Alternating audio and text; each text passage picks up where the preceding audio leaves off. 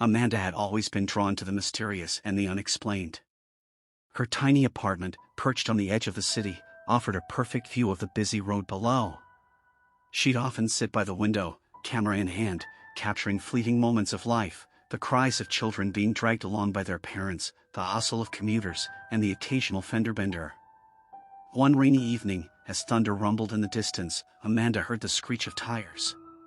She rushed to the window, camera dangling from her neck. Two cars collided, metal crunching against metal. The air smelled of gasoline and fear.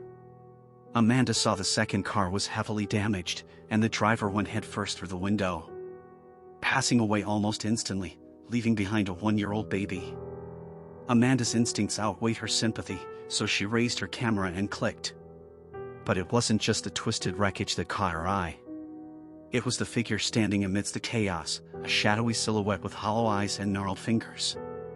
The spirit then snaps its neck in the direction of Amanda, causing her to fall backwards and hit her back on the small study table. Amanda's heart raced with terror, concealing the pain that throbbed from her injury. She stood up and looked outside, but only saw the wreckage. Then Amanda wondered as she glanced at her camera. She raised the lens to her eye and looked through it. To her shock, the spirit stood there, menacingly glaring at Amanda. That's when she understood that she couldn't see the spirit with her naked eye, only through the lens. She closely examined the photo from her Polaroid camera, and there it was, as clear as day. Its malevolence etched onto the canvas. Amanda shuddered, realizing she'd captured something beyond the mundane. The accident started soon after. A cyclist swerved into traffic and was crushed by a Honda. A pedestrian's heel broke, causing her to fall sideways onto the pavement, hitting her head hard. A tanker truck jackknifed it, blocking the entire road and only exploding when two cars racing accidentally hit the truck with immense force. Amanda watched from her window, helpless yet fascinated. The vengeful spirit had attached itself to this road, or maybe even Amanda herself. Was it feeding off her desire for iniquity and curiosity? Amanda decided to research ancient texts, desperate for answers. The spirit came up and it read, "Demon of Tragedy." It wasn't seeking justice for some long-forgotten wrong like Amanda wondered. The spirit was just hateful and enjoyed creating chaos. Amanda wondered if she'd inadvertently become its accomplice. After that revelation, Amanda's life unraveled. Friends distanced themselves, family talked behind her back, and bullies rose from unknown places to taunt Amanda daily. Everyone whispered about her cursed camera and they all grew a deep repulsion for Amanda. Even though she stopped taking photos, the spirit's influence persisted. It whispered in her ears constantly, urging her to capture more accidents, more pain. The small street became nothing but a picture of mayhem, and Amanda its unwitting photographer. Amanda knew at this point that she needed help. She sought guidance from a reclusive medium named Eli. His apartment smelled of incense and old books. As he studied the photo Amanda gave him, his eyes widened. "You've captured a malevolent demon," he said. "Well, obviously, but it's feeding on the suffering around you. You need to break free now." "I know that, Eli, but how?" Amanda says, as she irritatingly paces the room. "You must find its name and cast it out. Here, I'll give you my book and it'll tell you what you need to do. Don't deviate from this book or it will cost you your soul. Understood?" Eli hands Amanda the book and she nods, shaking under the weight of her duty. Once Amanda got back home, she delved deeper into the task. The pages bore cryptic symbols, dark drawings, and ancient scriptures. At the bottom of page 6, it finally tells her how to find out the demon's name. A lucid dream. Amanda would need to fall into a deep sleep with the book in her hands, as she thinks of the evil entity.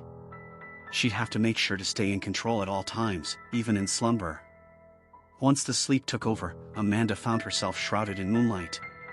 She looked around and saw that she was standing on the exact street outside her apartment. As if summoned, the spirit appears before Amanda. It was distorted, but still solid. "What's your name?" Amanda whispered. The crown trembled. The spirit cackled. "Girl, you are weak. My name is not of your concern and it shall never be revealed to you." Shaken, but not moved, Amanda asks again. Spirit, what's your name? Silence, girl. You are not powerful enough. My name shall stay with me and you shall continue to serve me. The spirit begins to walk slowly towards Amanda. Taking a breath and remembering page 4 of the book Eli gave her, Amanda recites the text. I am life, I have power, and I fight with the full armor. The light which had been bestowed upon me by the Creator will always be able to defeat those like you. I don't fear you and you don't own me, so give me your name, demon, now. As if the command was from its master, the spirit utters its name strenuously. E-S-I-N-E. Louder. Shouts Amanda. Ezine. The spirit growls. A smile crossed Amanda's face as she forces herself to wake up. Now wielding the name of the spirit, she returns to Eli. He quickly brings her into his home and praises her for completing the first part of the task. Now it was time for Amanda to begin the process of releasing the spirit from its earthly tether. Eli preferred her to do it alone, but he was also too interested in the situation to let it go now. As they both prepared for the ritual in Amanda's apartment, Eli assured her that she would be just fine. Feeling safe, Amanda followed Eli's every word. Not too long after the setup was complete, the demon appeared to them. No camera lens, no photos, no distortion, not in a dream, just in plain sight, ready to battle for dominion over Amanda's existence. The fight was great, and the demon held on as long as possible. But it couldn't go on after its name was used against it. Be gone, Ezine. Both Eli and Amanda chanted. The apartment shook violently and a portal near their feet opened up. Fire shot out and gripped Ezine. It was slowly dragged into the floor. Attempts to break free were futile. Ezine now encapsulated within the ground, the portal slams closed, leaving behind a scorched circle in the carpet. Amanda looked down at the place Ezine once stood and laughed. I'm going to be in so much trouble for this. Eli joins in on the laughter and hugs Amanda with joy and victory. As days passed, the accident ceased, and Amanda's camera remained silent. The best part, no one remembered anything about Amanda's misfortune from the past few weeks.